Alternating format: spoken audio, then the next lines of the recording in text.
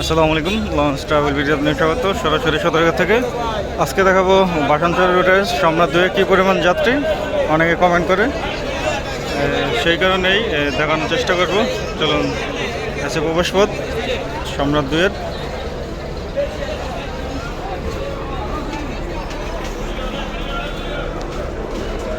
একটি মাত্রই গেট। বাসানচর রোডে হিউজ পরিমাণ যাত্রী হয়, তা দেখলে বোঝা যায়।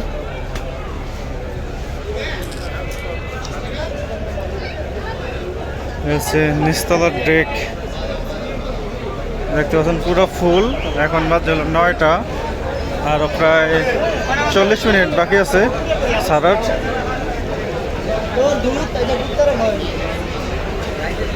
তার পাশাপাশি মাল সামানো হয় অনেক বাসানচর রোডের লঞ্চে।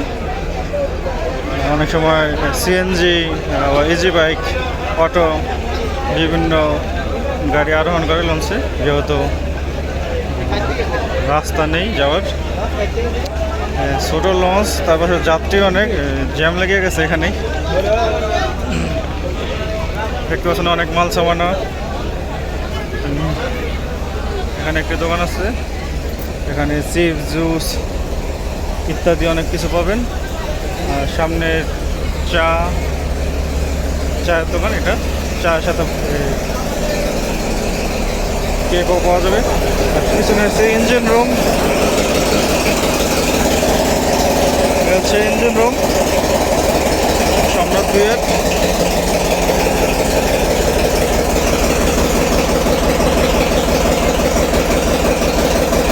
দুই ইঞ্জিন বিশিষ্ট নৌযান।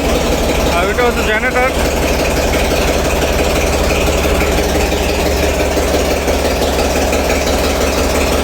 এটা হলো জেনারেটর।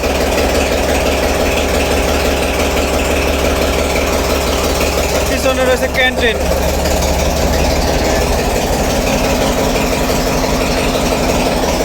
এটা হচ্ছে ক্যান্টিন।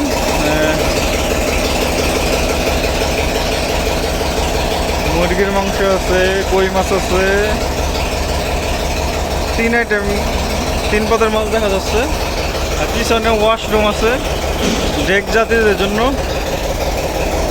এখন দোতলায় যাবো, যেই ভিড়, দোতলায় যাবো কীভাবে?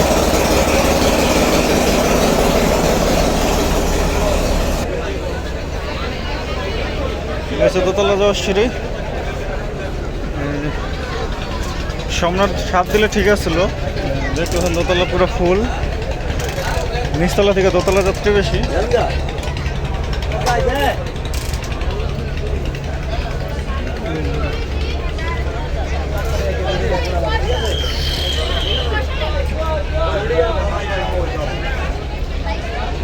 তৃতীয় তলার ছাদে যাওয়ার সিঁড়ি।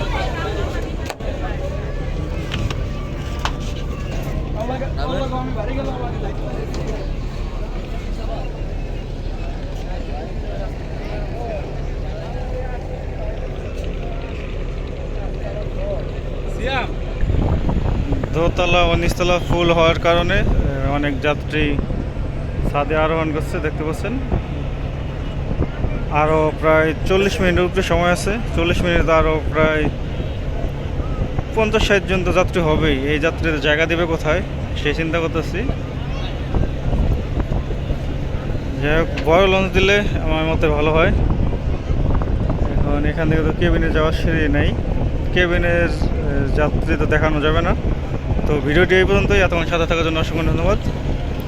এসব ভিডিও করতে চাই না, কারণ অনেক মেয়ে হিজাব পরে, অনেকে মেয়ে হিজাব ছাড়া মেয়েদের ছবি উঠে যায়, সেই কারণেই এসব ভিডিও দেই না সহজে।